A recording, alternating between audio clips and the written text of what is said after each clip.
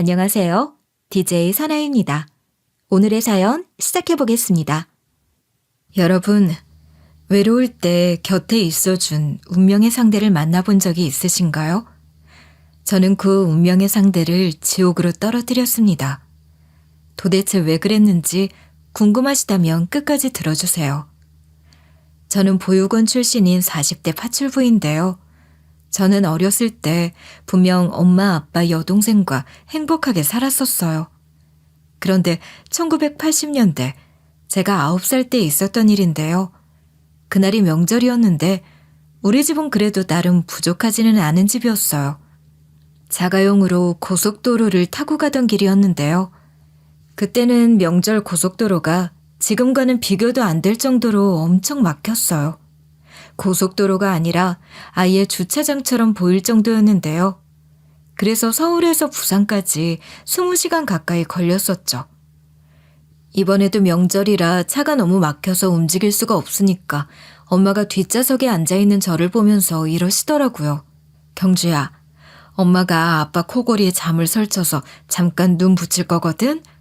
연주도 멀미 때문에 지금 자고 있으니까 괜히 깨우지 말고 얌전히 있어야 한다. 제가 알겠다고 하고 밖을 보니까 아빠가 밖에서 다른 아저씨들이랑 담배 피우면서 잡담을 나누고 계셨어요. 저는 그 모습을 지켜보고 있다가 심심해서 차에서 나왔거든요. 고속도로에는 저 같은 애들이 여기저기 뛰어다니고 있었어요. 저는 거기서 친해진 애들이랑 숨바꼭질을 하고 있었는데요. 1톤 트럭 봉고차 있죠? 거기 화물칸에 올라가서 안 보이게끔 몸을 숨겼어요. 여긴 절대로 못 찾을 거야 하고 아예 누워서 숨어 있었던 거예요. 그런데 제가 거기서 그대로 잠들어 버렸어요. 갑자기 느껴지는 흔들림에 잠에서 깨니까 낯선 남자가 저를 내려다보고 있었어요. 아저씨가 경악을 하면서 저한테 이렇게 소리치고 있더라고요. 아이고, 거기서 뭐하고 있어? 아저씨 트럭에는 어떻게 숨어 들어갔냐? 아유, 이걸 어쩌면 좋아. 신고를 해야 하나? 너 엄마 아빠 이름이랑 집 주소는 알고 있니? 갑작스러운 상황에 잠시 멍하니 있었는데요. 하지만 곧바로 상황을 이해하고는 조심스럽게 트럭에서 내려왔어요. 아저씨가 경찰서로 가서 가족을 찾자고 하시더라고요. 그래서 아저씨랑 같이 경찰서에 갔는데요. 경찰 아저씨가 무슨 일로 오셨냐고 물어보니까 아저씨가 자초지종을 설명했죠. 경찰관님들이 친절하게도 제 가족을 찾기 위해 여러 가지를 물어보셨어요. 그 당시엔 엄마 아빠 이름은 알고 있었지만 집 주소는 정확하게 기억 못하고 있었는데요. 80년대라 휴대폰은 없고 집 전화기만 있었는데 제가 전화번호를 까먹은 상태였거든요. 그래서 제가 엄마 아빠 이름밖에 말을 못해주고 있으니까 결국 경찰 아저씨들이 저를 보호해주고 제가 안전하게 지낼 수 있는 곳을 찾아주겠다고 했어요. 그곳이 바로 보육원이라고 해서 심장이 쿵 하고 내려앉았죠. 경찰관 아저씨들이 제게 걱정하지 말라고 했지만 걱정이 안 되겠어요? 제가 그렇게 보육원에 가게 됐는데 얼마나 무서웠는지 몰라요. 그곳에 도착하자마자 보육원 선생님이 저를 마중 나와주셨는데요. 친절하게 맞이해 주신 것도 아니었어요. 보육원 선생님이 눈 한번 마주치지 않고 경찰 아저씨한테만 인사를 건네고 웃어주고 있었거든요. 저를 볼 때 선생님의 눈빛이 확 달라져서 본능적으로 불길한 느낌이 들었어요. 그래서 경찰 아저씨께 여기서 지내기 싫다고 했지만 여기 있으면 엄마 아빠가 올 수도 있다고 하는데 어떡해요. 어쩔 수 없이 가족들이랑 생리별하게 됐죠. 요즘은 부모님 이름만 알면 찾을 수 있겠지만 그때는 찾기 힘들었거든요. 얼마나 찾기 힘들었냐면 그 당시에 국가 차원에서 해외 입양 자율화 정책을 진행하고 있었는데 미아가 급증하고 있었어요. 정부는 북한의 흑색 선전의 빌미를 제공할 수 있다고 관련 기록을 절대 공개하지 않았죠. 그래서 지금까지 실종된 아이들을 고아호적으로 조작해서 애들을 해외로 입양 보낸 거라는 의심이 들끓고 있는데요. 국가 정부에서 이러고 있는데 미아가 나왔을 때 경찰이 적극적으로 대처했겠어요? 그래서 제가 부모님 이름을 알고 있었어도 찾을 수 없었던 거예요. 전 그렇게 보육원으로 넘겨졌고 제 팔자는 거기서 꼬이기 시작했어요. 1980년대에서 1990년대까지 보육원 생활을 했는데요. 지금 나이가 40대 후반이니까 그새 몇 년이 흐른 거예요. 정말 시간이 빠르더라고요. 그만큼 제가 인생을 빡세게 살기도 했어요. 당시 보육원은 교육 환경이 썩 좋지 않았고 선생님들도 엄청 무섭고 먹을 것도 부족했어요. 그날도 어김없이 보육원 식사가 초라하게 나왔더라고요. 국물만 떠있는 허여멀건한 국과 김치 몇 조각, 그리고 밥 조금이 전부였어요. 창문 밖에서는 동네 아이들이 노는 소리가 들려오는 거예요. 밖에서 놀고 싶었지만 이내 다가올 배고픔이 더 두려웠어요. 밖에서 놀다가 배가 고파지면 그건 나름대로 고역이었거든요. 그런데 어차피 나가봤자 동네 아이들이 우리들을 싫어했죠. 저번에 보육원 애들이랑 밖에서 놀고 있는데 동네 애들이 몰려와서 이러더라고요. 엄마랑 아빠가 니들 고아라고 같이 놀지 말래. 이상한 애들이라고 말도 섞지 말라고 했어. 가까이 오니까 왠지 냄새도 나는 것 같아. 그리고 너네들 도둑질도 한다며? 동네에 소문 다 났어. 동네 애들이 이러고 나서 까르르 웃어버리고 가버렸어요. 그 후로도 동네 애들이 우리만 보면 무슨 괴물이라도 본 것처럼 소리를 지르다가 도망을 가더라고요. 아무래도 보육원 애들끼리 도둑질을 하니까 어른들이 안 좋게 보고 어울려서 놀지 말라는 말을 한 것 같았어요.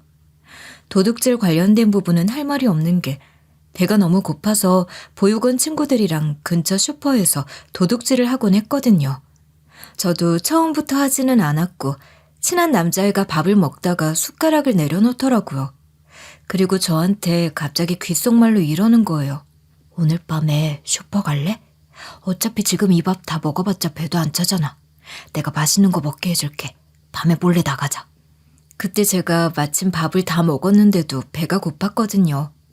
아쉬워서 입맛을 쩝쩝 다지고 있었는데 남자애가 그러니까 솔깃해져서 이렇게 물어봤죠. 밤에 슈퍼를 가자고? 돈이 갑자기 어디서 생긴 거야? 누가 보내줬어? 난 돈 없는데 같이 가도 돼? 네가 사주는 거야? 제가 이렇게 막 물어보니까 남자애가 주변 눈치를 살펴보더라고요. 그러더니 쉿 소리를 내며 조용히 하라고 이야기하고 제게 이랬어요. 돈 없어도 돼. 나만 믿고 따라와. 아무한테도 말하지 말고 너만 와야 돼. 말하고 다니면 소문내는 애들이 분명 있단 말이야. 다른 사람도 아니고 친한 남자애가 이래서 따라가기로 했죠. 해가 지자마자 남자애랑 같이 조심스럽게 문을 열고 나와서 살금살금 계단을 내려와 울타리를 넘어갔는데요. 동네 슈퍼는 그리 멀리 있지 않았어요. 그런데 보육원을 몰래 빠져나왔다는 생각에 심장이 미친 듯이 뛰면서 가는 길이 너무 멀게 느껴지더라고요. 이때까지만 해도 보육원 선생님들 몰래 나왔다는 생각에 긴장하고 있었는데요. 근데 남자애는 저랑 다른 이유로 긴장을 하고 있었어요. 남자애가 슈퍼에 도착하자마자 재빠르게 과자 몇 봉지를 집어들었거든요. 그러면서 저한테 이렇게 재촉을 해대기 시작했어요. 얼른 나 따라해. 안 그러면 한 입도 안 줄 거야. 지금 슈퍼 아저씨 딴 곳가 있으니까 얼른 가져가야 돼. 들키면 절대 안 돼. 알았지? 남자애가 이러길래 슈퍼 아저씨가 오기 전에 다급하게 따라해봤는데요. 그래서는 안 됐는데 물건들을 주머니와 옷 속에 숨기고 만 거죠. 제가 원래 그런 애가 아니었는데 배고픔에 눈이 횟가닥 돌아간 거였어요. 하지만 그 순간 뒤에서 큰 손이 저를 턱 하고 붙잡더라고요. 그리고 제 뒤로 이렇게 소리치는 슈퍼 아저씨 목소리가 들렸어요. 야, 너네들 지금 뭐해? 여기서 뭐 하는 거야? 니들 보육원 애들이지? 이것들이 진짜 물건 훔치지 말라니까 또 훔치네. 제가 놀라서 몸을 웅크리고 있다가 얼른 손을 뿌리치고 달려갔어요. 어린애가 빠르면 얼마나 빠르겠어요. 금방 붙잡힌 뒤에 보육원으로 끌려갔는데요. 슈퍼 아저씨가 문을 쾅쾅쾅 두드리니까 보육원 선생님이 나와보더라고요. 선생님이 우리들을 보고 뭔가 예감했는지 표정이 확 굳으셨죠. 바로 그때 슈퍼 아저씨가 저희들을 내밀면서 이랬는데요. 이보쇼, 여기 애들이 또 물건을 훔쳤어요. 애들 책임지는 선생이 이래도 되는 거예요? 이게 한두 번이어야지. 이 애들 말고도 보육원 애들이 자꾸 물건 훔치고 있으니까 제대로 교육시키라고요. 이번이 마지막 기회예요. 선생님이 저희 쪽으로 눈을 부라리고 있다가 일단 죄송하다고 몇 번이나 허리를 숙였죠. 그러니까 슈퍼 아저씨가 돌아갔는데 보육원 선생님이 우리 둘을 끌고 가는 거예요. 그렇게 방 안으로 효자손으로 뒤지게 맞았죠. 그때 제가 아프다고 소리치면서 엉엉 울고 있다가 문 밖에 서 있는 오빠랑 눈이 마주쳤는데요. 저를 엄청 걱정하는 눈빛으로 쳐다보고 있더라고요. 그 오빠가 저를 잘 챙겨주던 오빠였고 저를 한 번 구해준 적이 있었어요. 도대체 언제 구해준 거냐고요? 그날은 보육원 뒤쪽으로 가보니까 저랑 가끔 어울려서 놀던 애들이 있더라고요. 그 애들이 갑자기 저를 보자마자 이렇게 말을 걸어왔어요. 경주야, 이리 와봐. 배고프니까 전당포에서 물건 바꿔서 맛있는 거 사 먹자. 이번엔 경주 너가 하고 있는 진주 목걸이 바꾸게. 전에 경주도 과자 같이 먹었잖아. 이번엔 네 차례야. 그때가 돼서야 며칠 전에 먹었던 과자가 전당포에 맡긴 돈으로 산 과자구나 싶었죠. 그래서 제가 그렇게 얻어낸 과자인지도 몰랐고 이 진주 목걸이는 엄마가 주신 거라서 절대 안 된다고 했거든요. 근데도 우리 중 한 명이 제 팔을 붙잡은 채로 이러는 거예요. 우리도 엄마 아빠가 준 거 전당포에 맡겼어. 어차피 돈 주면 다시 돌려주니까 전당포에 맡기자. 그리고 우리도 부모님이 주신 거라 안 그러고 싶었는데 배고파서 맡긴 거잖아. 경주 너만 빠지는 게 어딨어? 같이 맛있는 거 사 먹어놓고 배신하는 거야? 이렇게 격분하면서 제 목걸이를 빼앗으려고 했어요. 제가 전당포에서 바꿔서 산 건지 몰랐다고 말했는데도 막무가내더라고요. 그때 오빠가 저를 구해주면서 이렇게 애들을 혼냈어요. 경주가 싫다는데 왜 그래? 경주가 몰랐다잖아. 경주가 니들한테 전당포에서 물건 바꾼 돈으로 과자 사 먹자고 강요했어? 그리고 이걸로 나중에 경주 부모님 찾을 수 있을지 누가 알아. 이건 건들면 안 되니까 손대지 마. 오빠가 또래보다 덩치가 크고 키가 컸거든요. 그니까 애들이 겁을 먹고 물러서더라고요. 그 후로 그 오빠가 종종 저를 챙겨줬어요. 이번에도 제가 선생님한테 실컷 맞고 나서 나오니까 그 오빠가 이렇게 말해주는 거예요. 괜찮아? 다시는 물건 훔치지 마. 그리고 걔네들 틈만 나면 도둑질하고 애들 물건 빼앗으면서 놀더라. 질 나쁘기로 유명하니까 같이 어울려서 놀지 마. 오빠 덕분에 나쁜 친구들이 아니라 착한 친구들하고만 어울려서 놀게 됐죠. 그 오빠가 보육원에서 제 또래 대장 노릇하던 오빠였거든요. 그래서 저한테 이 애가 낫다, 이 애는 질이 안 좋다고 알려줘서 그대로 믿었고 오빠를 곧잘 따라다니곤 했어요. 하루하루가 힘들었지만 오빠가 있어서 견딜 수 있었는데요. 성인이 된 후에는 먼저 성인이 되어 자립한 오빠가 다니는 공장에 따라 들어가 일하게 됐어요. 그런데 같이 피땀 흘려가며 일하다 보니 마음이 다른 쪽으로 더 깊어지는 거예요. 안 그래도 오빠한테 의지하던 게 사랑으로 변한 것 같더라고요. 때마침 오빠도 같은 감정을 느끼고 있었는지 저한테 이러는 거예요. 경주야, 우리 진지하게 만나볼래? 내가 얼른 공장에서 일하면서 경력도 쌓고 자리 잡아서 우리 경주 편하게 살게 해줄게. 그 말을 듣고 감동받아서 오빠한테 잘하려고 했어요. 저도 일하느라 힘든데도 제가 집안일도 가끔 가서 해주고 그랬거든요. 그만큼 제가 오빠한테 곧잘 의지했던 게 있어서 이 정도는 해야 한다고 생각했어요. 실제로 오빠가 남자라 힘쓰는 일을 주로 했고 야간 근무도 많이 했으니까요. 버는 금액이 다르니까 데이트를 하면 오빠가 주로 내서 제가 집안일을 해주고 그랬는데요. 오빠는 그런 제게 이런 말을 해주면서 진심으로 좋아해줬어요. 우리 경주는 사람이 참 참하고 현모양처 같아. 내조를 참 잘할 것 같아서 같이 살고 싶어. 공장 기숙사가 있는데 거기가 아예 공짜는 아니고 약간의 금액은 내야 하잖아. 시설도 너무 오래되고 노후가 돼서 이럴 거면 따로 집을 구해서 그냥 동거를 하는 게 낫겠더라. 그럼 돈을 아낄 수도 있을 것 같은데 우리 이러지 말고 같이 살자. 오빠가 이러길래 저도 같이 살고 싶었지만 아직은 이른 것 같았어요. 그래서 농담 삼아 오빠랑 결혼한 뒤에 생각해보겠다고 했죠. 근데 오빠가 너무 뜻밖의 이야기를 해주는 거예요. 그래, 결혼하자. 혼인신고한 다음에 같이 살게.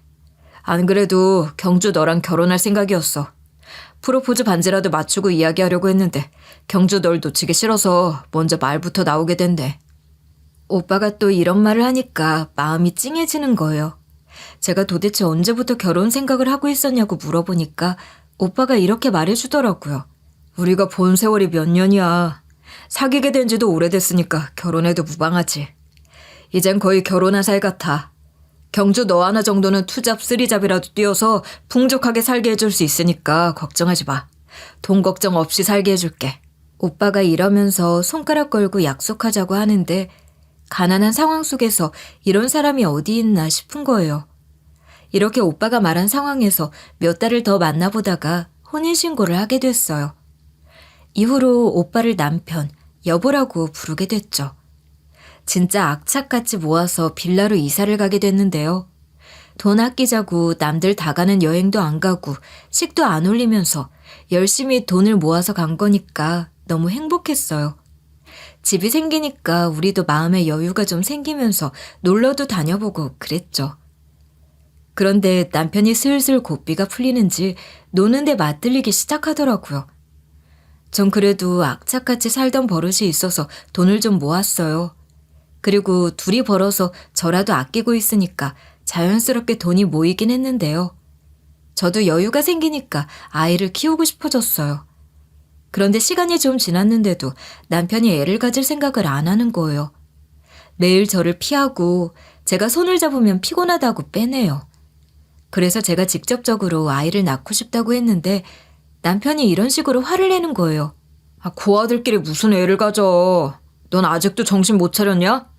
보육원 선생님조차도 우리더러 고아라고 개무시했잖아. 학교에서도 무시당하고 따돌림당하고. 공장에서도 봐. 우리가 그렇게 열심히 일하니까 처음엔 잘해주다가 보육원 나온 거 들키니까 돌변해서 우리가 잘못한 것도 없는데 우리 깔보고 무시하고 비웃었잖아. 이제야 숨통이 트이는데 그냥 우리끼리만 남들 누리는 거 누리면서 살면 되지. 뭐하러 귀찮게 애를 낳아. 남편이 짜증난다는 듯이 이런 식으로 툴툴대는 거예요. 그래서 제가 너무 서운한 마음에 이렇게 얘기했는데요. 난 여자로 태어나서 한 번쯤은 엄마가 돼보고 싶어. 오빠 닮은 아이 낳고 싶다고. 우리 아이는 나와 오빠라는 든든한 부모님이 있는데 뭐가 걱정이야. 우리끼리 잘 키우면 되잖아. 그리고 요즘 아이 키우는데 나라에서 지원해주는 것도 있어서 키울만해. 제가 이렇게까지 나서서 설득해보면 뭐하나요. 그런데도 남편이 너무 황당한 이유를 대며 반대를 하고 있더라고요. 난 내가 고아로 자라면서 평범한 가정에서 다들 당연하게 누릴 거 나만 못 누린 게 아니야. 지금 겨우 살만해져서 남들 누릴 거 나도 다 누리고 싶은데 내 돈으로 내가 놀고 싶은데 애가 생기면 애가 내 돈 다 쭉쭉 빨아먹을 거 아니야. 난 싫어. 무슨 애도 아니고 다 큰 성인이 이런 말을 하고 있으니까 황당했죠. 그래도 제가 일단 이렇게 하나씩 반박해봤는데요. 남들 누리는 거? 남들 다 결혼하면 아이 낳고 살잖아. 남들 하는 거 다 하고 싶으면 아이도 낳아야 하는 거 아니야? 주변 둘러봐. 아이 처음 낳을 땐 정말 힘들었다고 하지만 막상 키우면 행복하다고 하잖아. 그러니까 우리도 행복해질 수 있어. 논리적으로 설명을 하니까 남편 표정이 뾰루퉁해지더라고요. 그러다가 남편이 갑자기 옛날 이야기를 꺼내는 거예요. 난 아직도 보육원에서의 기억에서 벗어나지 못하고 있어. 엄마랑 아빠가 늘 돈 문제로 다투다가 결국 날 보육원에 버리고 간 게 아직도 생각난다고. 애 키우면 결국 다 돈이니까 그런 일이 생기는 거야. 애가 생기니까 불행해지는 거라고. 난 안 키울 거니까 그렇게 알고 있어. 남편이 이러니까 너무 속상했어요. 그래도 전 아이가 갖고 싶었지만 남편 의견을 존중해야 했죠. 저 혼자 아이를 만들 수 있는 것도 키울 수 있는 것도 아니니까 어쩔 수 없잖아요. 하지만 엄마가 되고 싶다는 갈망이 저를 너무 힘들게 했어요. 그런데 늦게나마 기적적으로 아이가 생긴 거예요. 처음엔 입덧이 생겨서 혹시나 하는 마음에 병원에 간 건데 임신이 됐대요. 전 그 말을 들은 순간 멍해졌죠. 기쁘기보다는 남편이 과연 좋아할까? 싫어하지는 않을까? 하는 마음이 들었어요. 그래서 남편 반응을 걱정한 채로 집으로 돌아가 임신을 했다고 말했거든요. 남편이 끝끝내 아이를 축복해주지 않았어요. 오히려 임신 소식을 듣자마자 이런 의심을 하더라고요. 그렇게 애를 갖고 싶어 하더니 임신할 수 있게끔 조작한 거 아니야? 무슨 꿍꿍이를 꾸민 것 같은데? 솔직하게 말해봐. 나 몰래 뭔가 한 거지? 남편이 이러니까 바로 뒷골이 땡겼죠. 그래서 제가 거기서 이렇게 반박했는데요. 당신이 아이 안 갖고 싶다고 한 뒤로 임신 이야기도 안 꺼냈잖아. 그래서 임신 계획도 안 세웠다고. 내가 왜 그런 조작을 하는데? 그 정도로 날 못 믿는 거야? 그런데도 남편이 저를 쭉 흘겨보고 있으니까 너무 억울한 거예요. 우리가 그동안 열심히 임신을 피했거든요. 그런데도 아이가 생긴 거잖아요? 아이는 뭐 저 혼자 만드나요? 같이 만든 거잖아요. 세상에 어떤 엄마가 애를 갖고 싶다고 조작을 하겠어요. 제가 또 그렇게 책임감 없는 엄마는 아니었어요. 그래서 뱃속에 생긴 아이가 말 그대로 하늘이 내려주신 귀한 아이라고 생각했죠. 이미 생겨버린 걸 어떡해요? 잘 낳고 키우려는 척이라도 해야 할 거 아니에요. 그렇게 억울해하던 와중 남편이 태교도 안 도와주고 단 한 번도 병원에 같이 가주지 않았어요. 제가 한참 혼자서 병원을 다니다가 어느 날은 간식비에 병원비에 남편이랑 반반씩 내고 있는 공과금에 월세까지 여러 돈이 빠져나가서 돈이 없는 거예요. 원래 우리 부부가 돈 관리를 따로 하고 있었거든요. 각자 적금이 따로 있었어요. 그리고 비상금만 한 통장에 모아두고 있었죠. 비상금이랑 적금은 하늘이 두 쪽 나도 절대로 건들지 않고 차곡차곡 모으고 있었어요. 나중에 진짜 절실하게 돈이 필요해지면 쓰기로 하고 아예 없는 돈처럼 생각했는데요. 이런 이유로 돈이 없는데 딸기가 너무 먹고 싶더라고요. 결국 일주일 내내 참고 있다가 남편한테 용기 내서 말했어요. 여보, 애한테 쓰는 병원비도 그렇고 먹는 양도 많아져서 간식비를 많이 쓰게 돼서 그런데 딸기 좀 사다 줄 수 있어? 이번 달 내 몫의 생활비를 다 써서 그래. 제가 고민하다가 말한 건데 역시나 남편 놈 표정이 안 좋은 거예요. 제 예상대로 삐딱하게 저를 바라보면서 이러는 거 있죠? 내가 왜 당신 딸기를 사줘야 하는데? 당신이 전부 다 쓴 거잖아. 나한테 뭐 맡겨놨어? 돈이 없으면 네가 가지고 있는 귀중품이나 팔든가. 이제는 남편이 이러는 게 익숙해지고 말았어요. 그래서 제가 남편 놈을 한심하게 쳐다보며 이렇게 따져 물었는데요. 귀중품은 내가 맨날 하고 다니는 진주 목걸이 하나뿐이야. 당신도 우리 엄마가 주신 목걸이인 거 알고 있잖아. 갑자기 왜 또 목걸이 가지고 그러는데. 저는 남편이 또 막무가내로 굴까봐 긴장하고 있었거든요. 역시나 남편이 껄렁거리면서 저한테 이러더라고요. 그거라도 팔아서 딸기 사든가 병원비 해. 전부터 이게 얼마짜리길래 보육원 애들한테 안 뺏기고 용을 썼는지 궁금했는데 잘 됐네. 금은방에 가서 얼마인지나 알아보자. 남편이 이러면서 제 목걸이가 있는 쪽으로 손을 뻗는 거예요. 제가 바로 남편 손을 피하면서 이랬죠. 이건 안 돼. 옛날에 다른 애들이 내 목걸이 전당포에 넘기자고 할 때 오빠가 막아준 거 기억 안 나? 목걸이로 내 부모님 찾을 수도 있으니까 건들지 말라고 막아준 게 오빠잖아. 예나 지금이나 이건 절대로 팔 수 없으니까 손대지 마. 제가 진지하게 하지 말라고 했는데 남편이 제 행동을 비웃더라고요. 심지어 저한테 이런 막말까지 내뱉었어요. 아직까지 못 찾은 거 보면 네 부모 죽은 거 아니야? 너도 참 너다. 이 나이 먹도록 미련 가지고 있으면 어쩌게. 설마 진짜로 뭔가 기대하고 꿈꾸고 있는 거 아니지? 이 말을 듣고 정말 충격받았었는데 이건 정말 약과였어요. 아이가 태어났을 땐 남편이 애를 싫어하는 게 아니라 그야말로 혐오하는 것 같더라고요. 부성애가 존재하지 않는지 애가 울기만 하면 시끄럽다고 하면서 짜증만 냈어요. 심지어 이런 식으로 대놓고 화를 내는 거예요. 애가 틈만 나면 우네. 누구 닮았길래 이렇게 잠도 안 자고 울어대. 애 때문에 잠을 못 자겠잖아. 애 데리고 그냥 나가 있어라. 남편이 명령질을 해대길래 저도 속에서 열불이 났죠. 그래도 제가 조용히 수그리고 있지만은 않고 이렇게 맞받아쳤는데요. 돈도 없고 나가면 있을 것도 없는데 도대체 어디로 나가라고. 우리 애가 그렇게 시끄러우면 당신이 나가. 왜 나한테 나가라고 해? 이러니까 남편이 서랍을 뒤지기 시작했어요. 제가 뭐 하는 짓이냐고 물어보니까 남편이 통장을 꺼내든 채로 이러더라고요. 그래, 내가 나갈게.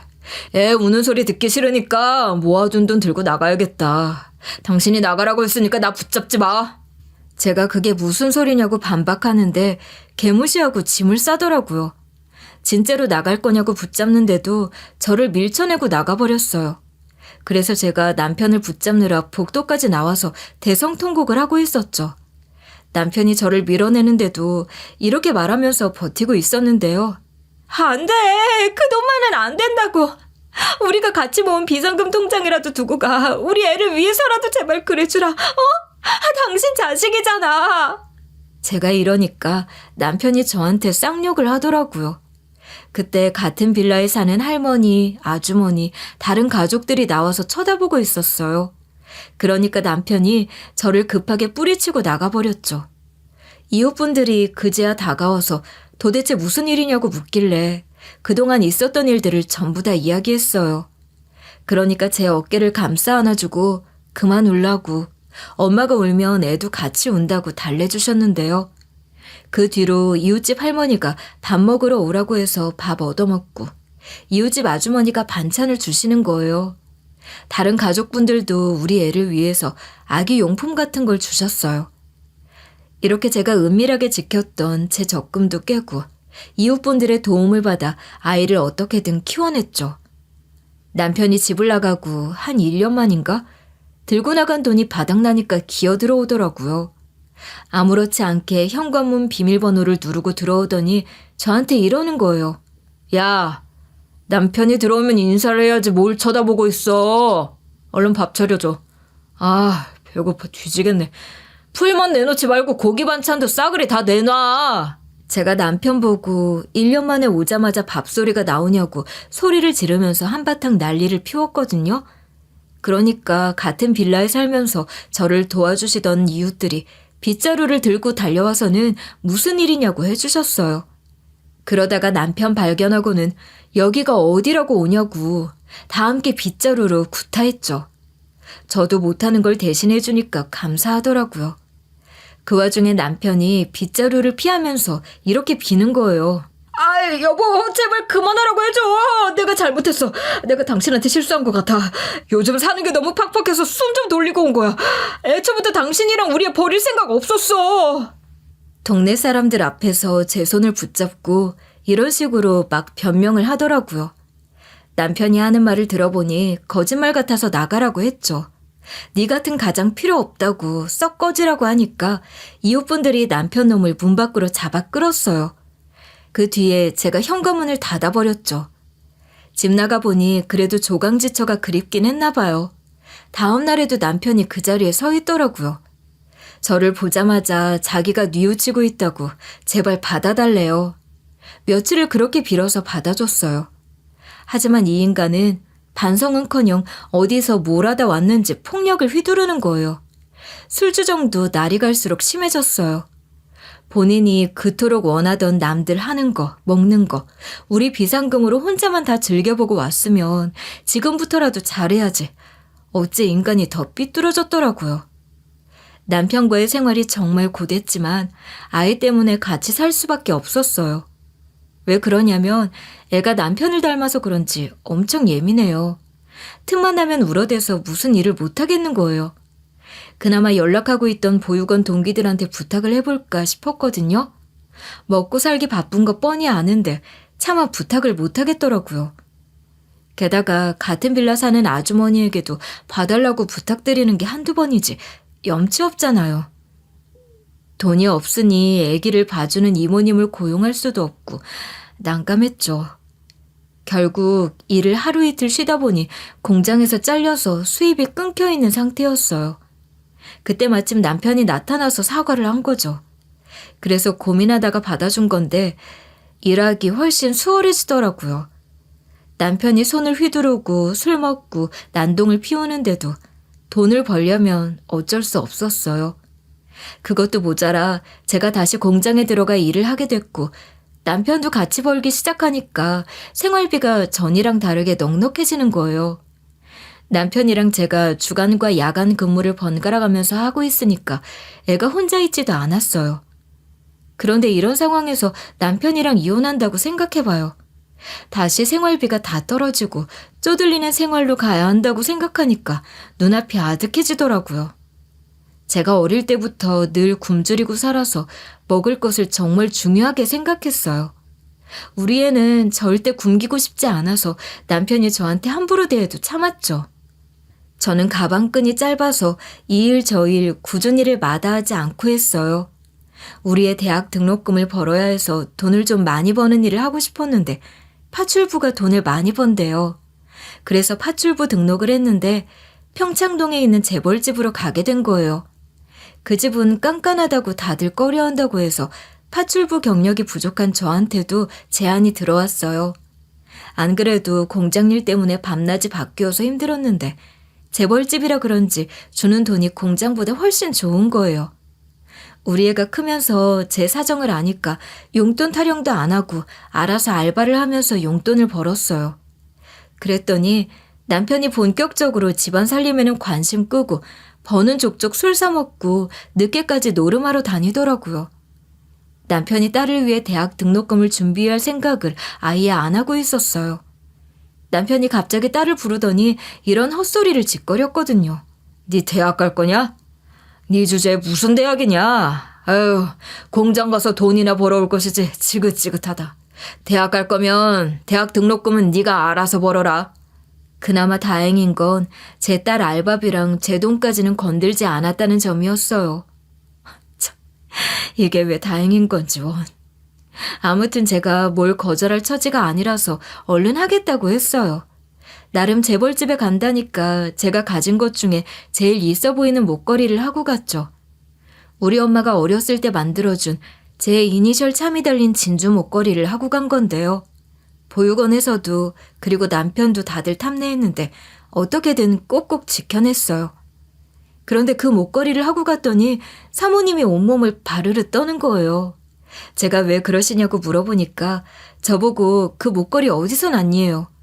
전 잃어버린 엄마가 만들어준 거라고 했죠. 그니까 사모님이 저랑 똑같이 생긴 목걸이를 꺼내는 거예요. 사모님 옷 속에 감춰져 있어서 못 봤는데 사모님이 저랑 똑같은 목걸이를 차고 있다니.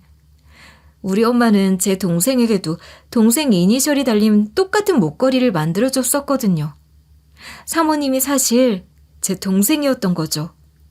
제가 믿기지 않는다고 입을 떡 벌리고 있으니까 동생이 이런 이야기를 해주더라고요. 언니, 나도 믿기지 않아. 엄마가 남긴 유언 때문에 그동안 언니를 계속해서 찾고 있었거든. 엄마가 평생 언니를 찾다가 몇 해 전에 돌아가셨어. 그리고 엄마가 돌아가신 충격에 아버지도 시름시름 앓다가 돌아가셨고, 엄마가 돌아가실 때 나한테 언니를 꼭 찾아달라는 부탁을 하셨어. 동생이 그동안 어떻게 살았냐고 묻길래 기구한 팔자를 전부 다 이야기했어요. 그니까 동생이 제 이야기를 듣고 오열을 하면서 이런 말들을 쏟아내는 거예요. 어쩜 그렇게 살았어. 난 언니랑 다르게 너무 풍족하게 잘 살았는데 너무 미안하잖아. 난 사업하는 남자 만나서 결혼했어. 애도 둘이나 낳아서 잘 길렀고.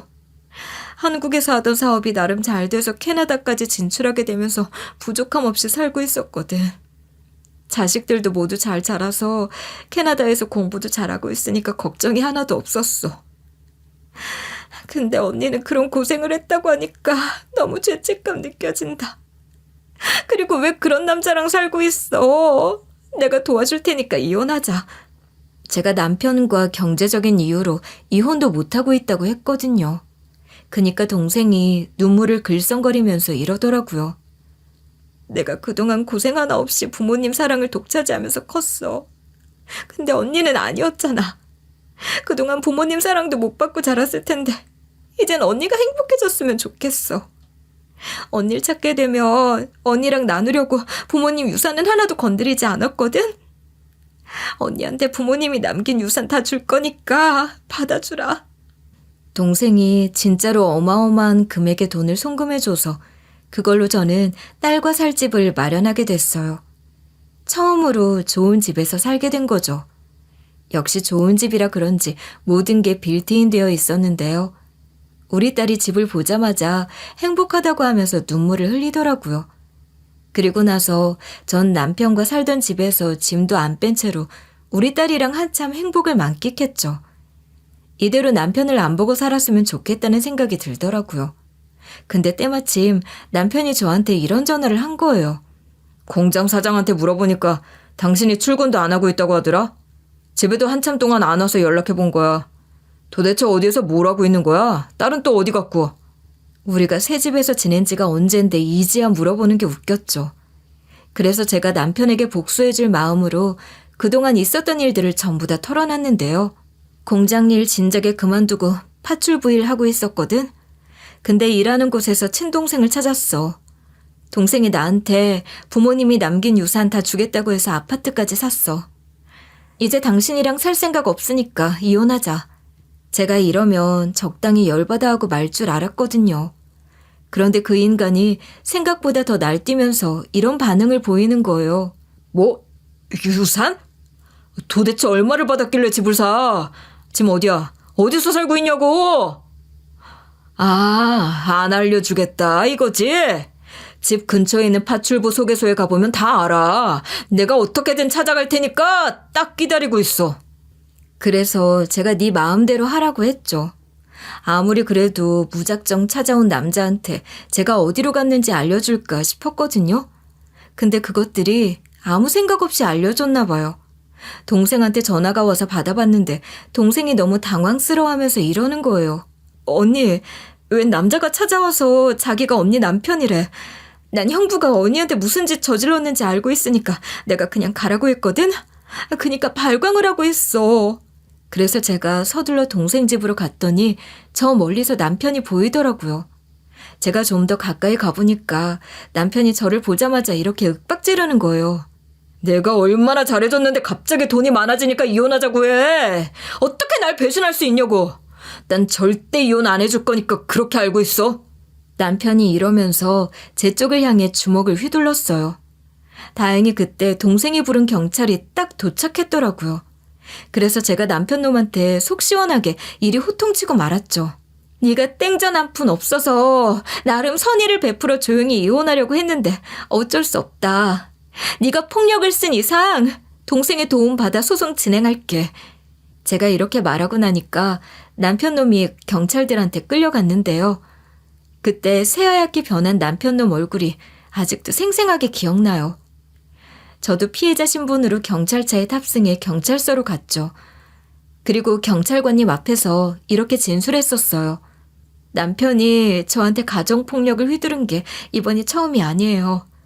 저 남편 봐주거나 합의해줄 생각 없고요. 정식으로 고소하고 이혼소송 진행할 거예요. 제가 이러니까 남편 놈이 다 듣고 뭐라 했는지 아시나요? 남편 놈이 그때 이런 식으로 소리를 고래고래 지르더라고요. 이혼 소송해봤자 소용없어. 왜냐고? 나한테 이혼 사유가 없거든. 지금쯤이면 몸에 남은 상처도 없을걸? 증거가 없어서 어차피 네가 승소하지 못할 거라고. 전 이때 남편 놈이 진짜 멍청한 놈이라고 생각했어요. 남편 놈이 제게 말도 안 되는 짓거리를 한 걸 본 사람이 한둘이 아니었거든요. 딸도 그런 모습을 봤고 제가 빌라에서 이사도 안 가고 오래 살았어서 이웃 사촌들도 전부 다 알고 있었으니까요. 그래서 제가 조사를 끝내고 집으로 돌아오자마자 딸은 물론 이웃 사촌들을 한 분씩 찾아가서 남편하고 이혼 소송을 하게 됐으니 도와달라고 했어요. 딸은 당연히 도와주겠다고 했고 이웃 사촌분들이 의외로 전부 다 소매를 걷어붙이고 나서주더라고요. 이렇게 제 딸과 이웃 사촌분들이 증인을 서주기로 해주셔서 제가 이혼 소송을 막힘없이 준비할 수 있었어요. 게다가 동생이 저한테 이혼 전문 변호사를 고용해줬거든요. 엄청나게 든든했죠. 그렇게 이혼 재판이 시작됐는데 남편도 변호사를 데려왔더라고요. 그런데 제 변호사가 갑자기 이런 귓속말을 건네주는 거예요. 제가 저 변호사랑 아는 사이거든요. 피고 측 변호사가 그러던데 이 재판은 패소한 거나 다름없대요. 거의 손 놓은 것 같더라고요. 그래서 그런지 남편 측 변호사가 의욕이 없어 보였어요. 재판 내내 대충 구색만 갖추고 판사가 확인차 손을 휘두른 게 맞냐, 이런 단어를 쓴 게 맞냐, 가족을 두고 가출한 게 사실이냐고 물어봤거든요. 근데 남편 측 변호사가 인정합니다. 반박의 여지가 없다는 말만 하는 거예요. 게다가 제 동생이 저를 위해 고용해준 이혼 전문 변호사는 매우 유능한 분이었어요. 재판이 진행되면서 남편 측 변호사가 여러 가지 질문을 던졌지만 제 변호사가 차분하게 모든 질문에 답변하며 저를 보호해줬죠. 그리고 마침내 증인으로 딸이 불려나갔고 우리 쪽 변호사가 우리 딸한테 이런 질문을 하더라고요. 어머니께서 아버지께 결혼 생활 내내 끔찍한 일을 당하셨다고 주장하고 계십니다. 따님분이 목격하신 게 있을 텐데 어머니께서 어떤 고통을 겪었는지 말씀해 줄 수 있나요? 전 딸이 서 있는 곳이 재판장이기도 했고 남편 앞이라고 긴장해서 아무 말도 못하면 어쩌나 싶었거든요. 그런데 딸이 이런 식으로 침착하게 잘 이야기하는 거예요. 저희 엄마가 항상 가족을 위해 헌신하셨지만 아빠는 무관심하셨고 엄마랑 자주 다투셨어요. 아빠가 엄마한테 손을 휘두르는 것도 봤고요. 그래서 그동안 엄마가 얼마나 고통받았는지 잘 알고 있습니다. 제 딸만 증언을 야무지게 잘해준 게 아니었어요. 이웃 사촌분들도 증언대에 나가 이런 식으로 저를 변호해 주더라고요. 저희 빌라에서 종종 비명소리가 들린 적이 많이 있어요. 설마 부부싸움하다가 그런 일까지 일어나는 건가 싶었는데 어느 날은 복도에서 보니까 제 예상이 맞았더라고요. 그래서 저희가 빗자루를 들고 달려간 적도 있습니다. 이렇게 증언이 끝난 후 변호사가 제가 모아놓은 증거들을 제출했는데요. 말이랑 행동으로 저한테 막대하던 양반이 전화나 문자로는 안 그랬겠어요? 제가 핸드폰을 다 뒤져서 증거가 될 만한 건 다 모아놨죠. 게다가 빌라복도 CCTV 영상도 제가 준비해놨어서 증인들 말을 전부 다 뒷받침해 줄 수 있었어요. 그리고 제 변호사가 판사에게 이런 식으로 강력하게 주장했는데요. 원고는 오랜 기간 동안 많은 고통을 견뎌왔습니다. 원고가 앞으로의 삶을 평화롭게 영위할 수 있도록 법적인 지원을 요청합니다. 그렇게 서류를 받아든 판사가 몇 가지를 검토해 보더니 고개를 끄덕이더라고요. 그니까 남편이 슬슬 똥줄이 탔나 봐요. 남편이 이러다 패소할 거라는 예감을 한 것 같았어요. 갑자기 재판 도중 제 쪽으로 와서 이렇게 빌었거든요. 내가 잘못했으니까 용서해주면 안 될까? 이러다 당신한테 위자료 주고 당신 괴롭힌 혐의로 고소까지 당해서 깜빵 가겠어. 남편이 이렇게 진상을 피우기 시작해서 판사가 그만하라고 말려도 듣지를 않았어요. 법원 보안관리대의 실무관이 남편을 저지했는데도 팔을 뿌리치고 저한테 달려오는 거예요. 그대로 제 다리에 매달려서 제발 용서해달라고 빌더라고요. 제가 뭐하는 짓이냐고 밀쳐내니까 법원 보안관리대 실무관들이 와서 확 끌어당겼어요. 결국 그렇게 재판이 중단됐고 휴정을 했죠. 그리고 다시 재판이 시작됐을 때는 법원 보안관리대 실무관들의 엄격한 감시하에 재판이 마저 진행됐어요. 그렇게 저를 위해 찾아온 증인들 덕분에 이혼 소송에서 제가 승소하게 됐는데요. 전 남편이 꼼짝없이 위자료를 저에게 주게 됐어요. 딸이 아기였을 시절에 남편이 집을 나가긴 했지만 돌아와서 지금까지 같이 살기도 했고 또 딸이 곧 성인이 되는 데다가 제가 최근에 부모님의 유산을 받아서 재정 상태가 나쁜 편이 아니었기에 남편에게 양육비를 받을 수 없었죠. 하지만 그동안 제가 겪은 것들이 정상 참작되어 남편이 저에게 줘야 하는 위자료가 아주 높게 책정이 됐어요. 게다가 전 남편이 저한테 손찌검을 했잖아요. 그 부분도 고소했는데 감사하게도 제 딸과 이웃분들이 그 부분도 증인을 서주셨어요. 그때도 동생이 변호사를 붙여줘서 전 남편을 기가 막히게 참교육해줬는데요. 변호사가 전 남편이 2년 이하의 징역 또는 2천만 원 이하의 벌금 또는 구류를 받을 거라고 했거든요. 전 남편이 저지른 짓이 결국 인정돼서 엄청난 벌금을 물게 됐어요. 전 남편이 위자료의 벌금까지 아주 빈털터리가 됐을 거예요. 이렇게 전 사이다를 먹은 것처럼 모든 걸 다 털어내고 새 집에서 딸이랑 살게 됐어요.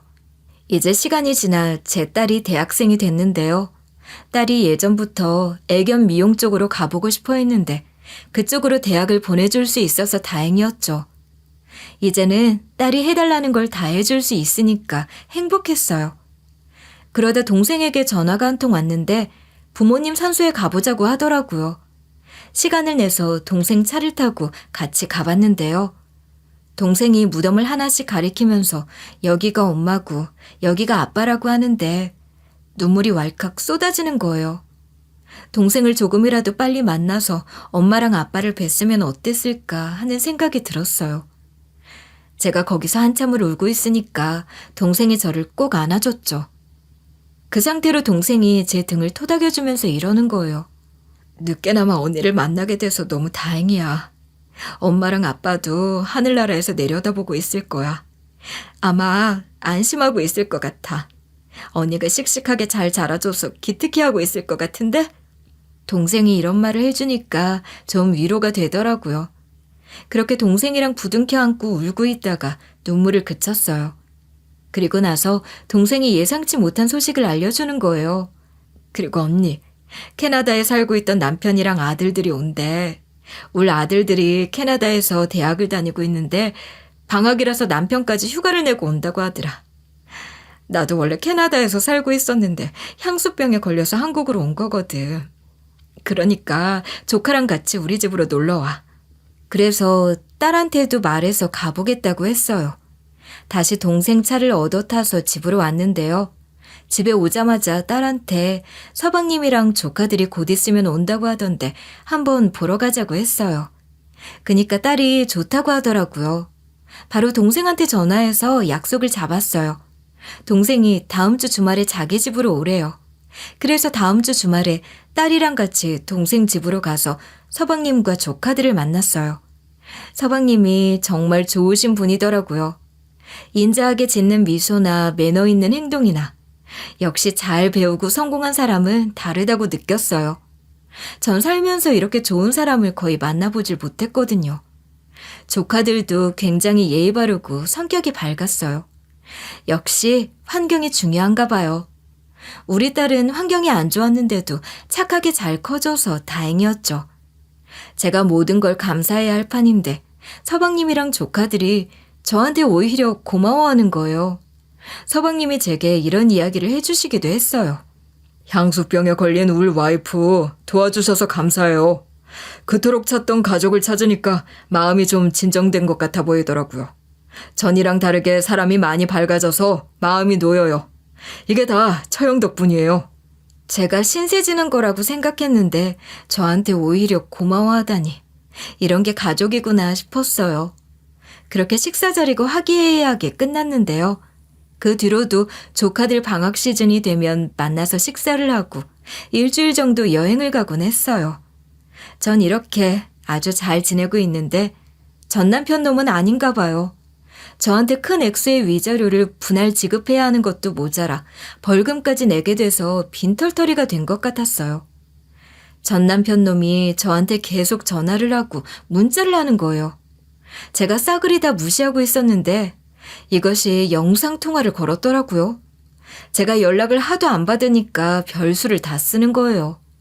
위자료를 분할 지급받아야 하니까 차단을 안 하려고 했는데 그냥 연락처를 차단해버릴까 싶었거든요. 근데 전 남편 놈이 무슨 말을 할까 싶어서 영상통화를 받아봤어요. 제가 전화를 받자마자 전 남편 놈 눈이 엄청나게 커지는 거예요. 그리고 바로 넙죽 절하듯이 머리를 박고 속사포처럼 말을 쏟아냈어요. 미안해. 제발 용서해줘. 돈이 없어서 하루를 꼬박 굶었는데 제발 돈 좀 빌려주면 안 될까? 나 너무 배고파서 그래. 딱 한 번만 도와주라.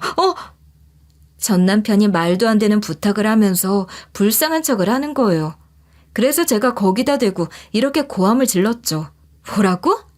지금 양심이 있는 거야? 맨날 주먹 휘두르더니 그 주먹으로 대가리라도 쳐서 머리가 어떻게 된 거냐고. 영상통화까지 걸어서 뭐 하는 짓이야? 제가 꺼지라고 소리치면서 전화를 끊으라고 했거든요. 그니까 전 남편이 이렇게 말하면서 질질 짜는 거예요. 당신이 그렇게 가버린 뒤로 미쳐버린 것 같아. 제발 살려줘. 내가 오죽했으면 이러겠어. 그냥 좀 도와주고 나한테 실컷 화풀이하면 안 될까? 전 남편이 제발 제발 거리면서 덜덜 떨고 있었는데요. 그놈이 그러거나 말거나 제가 이렇게 일침을 날리고 말았죠. 야, 내가 왜 그래야 하는데? 내 인생에서 당신이 없는 게 더 즐겁고 행복한데 왜 굳이 당신을 곁에 두고 화풀이해야 하냐고.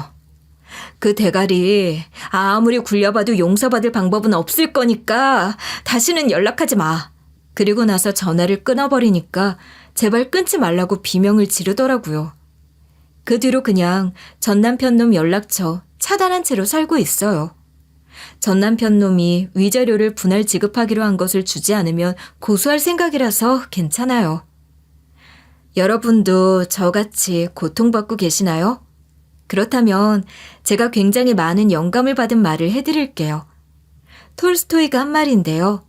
모든 폭력은 싸우지 않고 상대를 굴복시킬 수는 있겠지만 상대를 순종하게 할 수는 없다.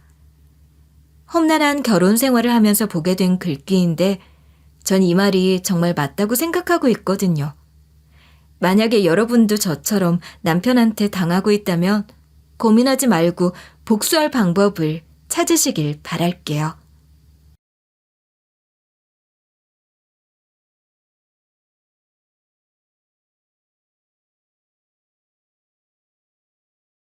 안녕하세요. DJ 헤라입니다. 오늘의 사연 시작해 보겠습니다. 안녕하세요. 저는 30대 중반 직장인 여성인데요. 제 예비 신랑의 나이는 30대 후반으로 지금은 병원장이지만 이 당시만 해도 폐닥으로 일하는 의사였어요. 저랑 남편의 벌이가 엄청나게 차이가 나서 사람들이 항상 이해가 안 되는 시선으로 쳐다보긴 했는데요. 하지만 저희 집에 재산이 좀 있어서 남편에게 뒤지지 않았어요. 제 장점을 굳이 밝히지 않으니 자연스럽게 사람이 걸러지더라고요. 남편 친구들을 소개받는 자리에서 이런 말이 나왔거든요. 야, 그래도 네가 의사라서 같은 의사 만날 줄 알았는데 의외네. 평범한 직장인 만날 줄 알았으면 내가 아는 누나 소개해줄걸. 친구분이 술을 좀 마셨는지 기분 나쁜 말을 해댔어요.